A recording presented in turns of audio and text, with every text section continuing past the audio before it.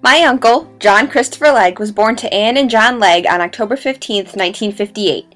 My Uncle Chris grew up in Skaneateles with many cousins and 5 younger siblings.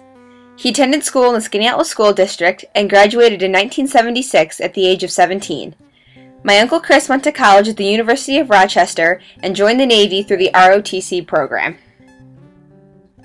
My Uncle Chris served in many places overseas, but the main place I'm going to focus on is Beirut, Lebanon. He was stationed there in 1983, and one of his duties as officer on deck was to steer his ship, the USS Harlan, to a staged landing on the beaches of Beirut. However, all did not go so smoothly. Behind that ship, I took my binoculars and I looked, and I suddenly read the name across the stern, and instead of being Pensacola, the USS Pensacola, it said USS Portland, at which point I realized I was following the wrong ship. I turned around and looked back behind us at a distance and saw some other ships getting into a column, including the ship that we were supposed to be right behind. So I had to call the captain and tell him that I'd made a big mistake, but we were going to work on fixing it. So I called down to the engineers and told them they needed to start the engines right away because we were already about 2 miles away from where we were supposed to be. And then we decided we'd turn and start going that direction while the engine started. And the captain came out and he wasn't very happy.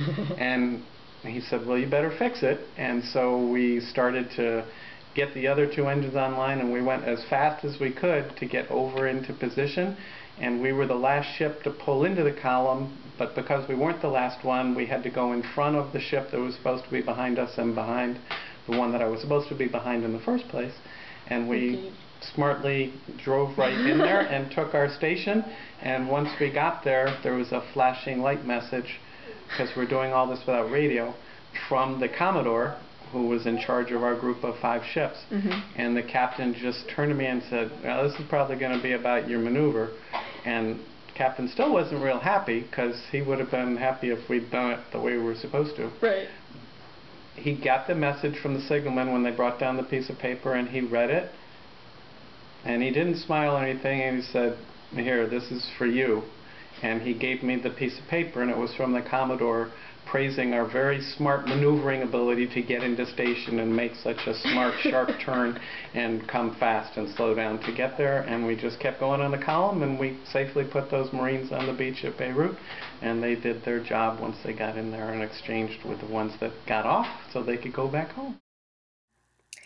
The U.S. first became involved in Lebanon when the Lebanese Civil War began in 1975. Israel had invaded Lebanon and targeted the Palestinian Liberation Organization. With the creation of the multinational force between the U.S., France, and Great Britain, a peace treaty was able to be created. This was far from ending the problems in Lebanon. In September of 1982, the Lebanese president was assassinated. With this, hundreds of Palestinian refugees were killed, and the Lebanese government became highly unstable. As concurrent with the U.S. foreign policy at the time, the U.S. sent in troops to help rebuild and monitor the Lebanese government. Through the early 1980s, the U.S. kept what they felt was a neutral presence in Beirut, Lebanon. Then, on October 23, 1983, suicide bombers hit multinational force barracks in Beirut, Lebanon. They killed 241 Americans and 58 French servicemen. My Uncle Chris had worked with some of the men who were in the bombing, and many men from his ship were sent to help in the aftermath. From watching it on TV. Okay, that's how.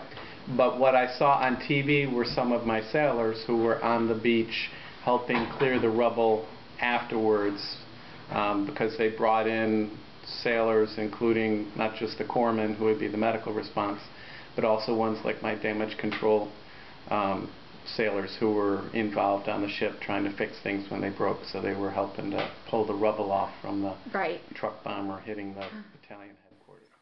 The U.S. involvement in Lebanon can be seen as a precursor to future conflicts with the Middle East. As the years went on, the U.S. sent troops to many Middle Eastern countries to assist their failing governments, but also to benefit the U.S. themselves. As for my Uncle Chris, he served in the Navy for 22 years and currently resides on Skaneateles Lake. My Uncle Chris served his country well, and I am proud to call him family.